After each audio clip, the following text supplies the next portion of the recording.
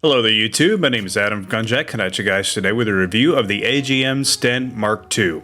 Before we get into the replica, let's take a look into the real steel weapon's history. The STEN, or STEN gun, is a British submachine gun chambered in 9mm parabellum. The STEN gets its name from the weapon's lead designers, Reginald Shepard and Harold Turpin making up the ST, and the Enfield factory providing the EN.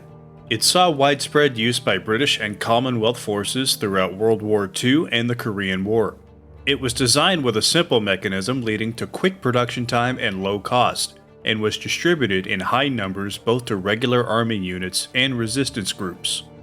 It is the second most produced submachine gun of the Second World War, with nearly 4 million units made, second only to the Pipashaw 41 at around 6 million.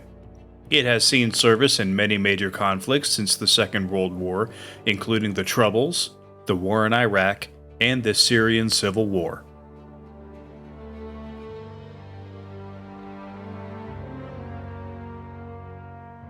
The STEN's body is made primarily of metal, with the only plastic part being the orange tip at the end of the barrel. This metal construction doesn't add up to an unwieldy package, however, with the STEN coming in at around 7 pounds unloaded. Out of the box, the STEN will be in its stored configuration, with the magazine well folded down. To deploy the magazine well, you need to pull down on the locking pin and rotate the magazine well to the left. You can now put in a magazine and lock it in place. To access your hop-up, the magazine well needs to be in the stored position. There is a small hole for an Allen wrench to be inserted to adjust the hop-up. I would recommend setting your hop-up for 1 BB weight and leaving it since it is very inconvenient to adjust on the field. The STEN uses the same magazines as the MP40 and M12. The one included with the gun is a 55-round mid-cap with a stamped steel case. Spare magazines are easy to find, though fairly limited in options.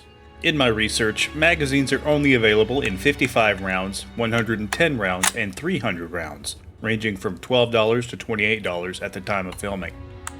King Arms MP40 magazines do work in this model, though there are reports of fitment issues requiring modification. The magazine release is located on the top of the magazine well. Simply push it in while you pull the magazine out to release the magazine. The charging handle and fake bolt are made out of metal, though the bolt is pretty thin and it feels a bit unsturdy. They will both rattle and move freely unless you tighten down the charging handle into position. You can tighten it forward, backward, or in the safety notch with no effect on the gun's operation. The STEN operates only in full auto and does not have a safety lever or selector switch. The indents where the selector would be are present in the stamping, but it is only cosmetic. The STEN's rear cap is arguably the gun's weakest point. Out of the box, mine wobbled noticeably and no amount of screw tightening made it any better. I did add a couple layers of electrical tape to shim the rear cap into place and solve the issue, and it was an easy remedy. To remove the stock and access the battery compartment, you must remove the rear screw and pull the stock downwards. Another upgrade I did to the STEN was adding a thumb screw to the rear instead of the Allen socket screw it is included with. A thumb screw will more closely resemble the mainspring plug on the real STEN, and it is much more convenient to remove than the socket screw. Removing the stock will allow access to the battery compartment.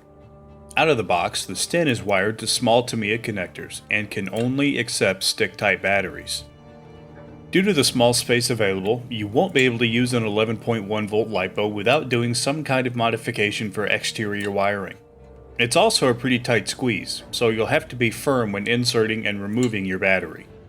The iron sights on the STEN are very basic, with a peep sight in the rear and an exposed post in the front.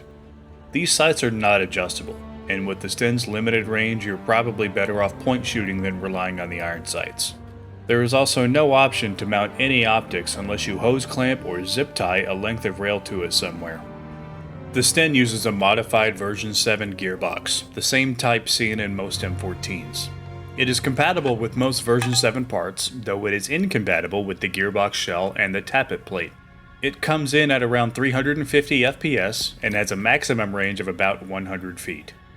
It has about 11 rounds per second on a 7.4 volt LiPo. So, what's the final verdict on this gun? Well, it's certainly a unique choice. It's not often seen on the airsoft field outside of period reenactments. The build quality is decent, though it stays faithful to the original STEN a little too closely in this regard, with some loose parts and odd ergonomics. The out-of-the-box performance is passable, though for $185 at the time of filming, there are better options on the market for SMGs or compact assault rifles. If you're just looking for a cool wall hanger or are putting together a period loadout, the STEN will work great for that purpose. On the other hand, the STEN wouldn't be a great choice for the casual player, since it will be outmatched by almost any run-of-the-mill M4 at the same price point or lower. Well, that about does it for this review. Thank you for watching.